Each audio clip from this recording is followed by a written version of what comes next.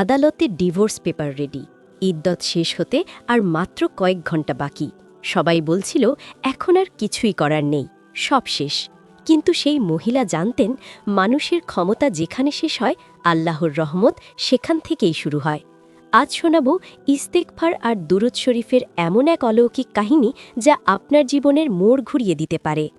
আসসালামু আলাইকুম ওয়ারাহমাতুল্লাহি ওয়া বারাকাতুহু। আমাদের জীবনে যখন চারপাশ থেকে অন্ধকার নেমে আসে, আমরা যখন দিশেহারা হয়ে পড়ি, তখন আমাদের হাতে এমন কিছু শক্তিশালী অস্ত্র থাকে যা আমরা অনেকেই ব্যবহার করি না। আজ এক বোনের জীবনের সত্য ঘটনা শেয়ার করব, যিনি খাদের কিনারা থেকে তার সংসার বাঁচিয়ে এনেছেন শুধু আল্লাহর উপর ভরসা করে। ঘটনাটি এক দম্পতির। তুচ্ছ ঝগড়া থেকে বিবাদ এমন পর্যায়ে পৌঁছল যে স্বামীর মা তাকে কঠিন চয়েস দিলেন, হয় মা নয়তো স্ত্রী। প্রচণ্ড চাপে পড়ে স্বামী তালাকের সিদ্ধান্ত নিলেন। মামলা আদালত পর্যন্ত গড়াল, সবকিছু চূড়ান্ত। এমনকি ডিভোর্সের পর মহিলার অপেক্ষার সময় বা ইদ্যত শেষের পথে।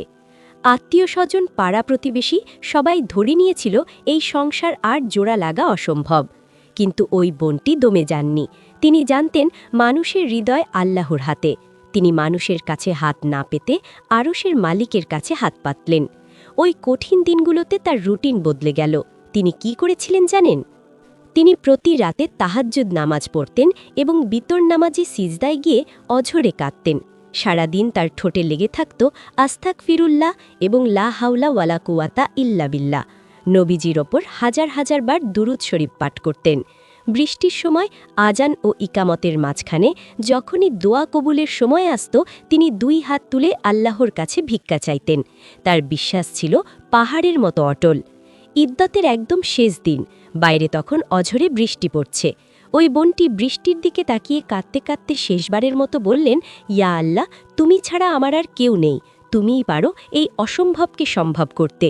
আর ঠিক তখনই ঘটল সেই মিরাকেল। গভীর রাতে হঠাৎ তার ফোনে একটি কল এলো।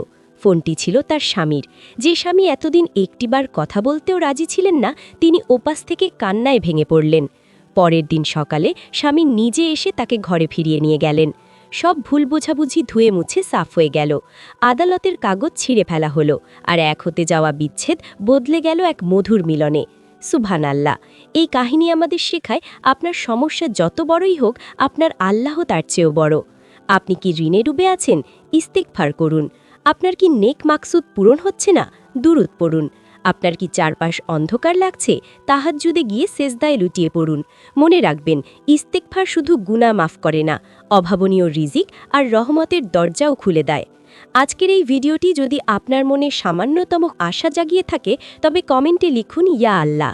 ভিডিওটি শেয়ার করে অন্য কোনো হতাশ মানুষের মনে আশার আলো জ্বালিয়ে দিন। এমন আরও ইসলামিক ভিডিও পেতে আমাদের চ্যানেলটি সাবস্ক্রাইব করে রাখুন। আল্লাহ আমাদের সবার দোয়া কবুল করুন। আমিন।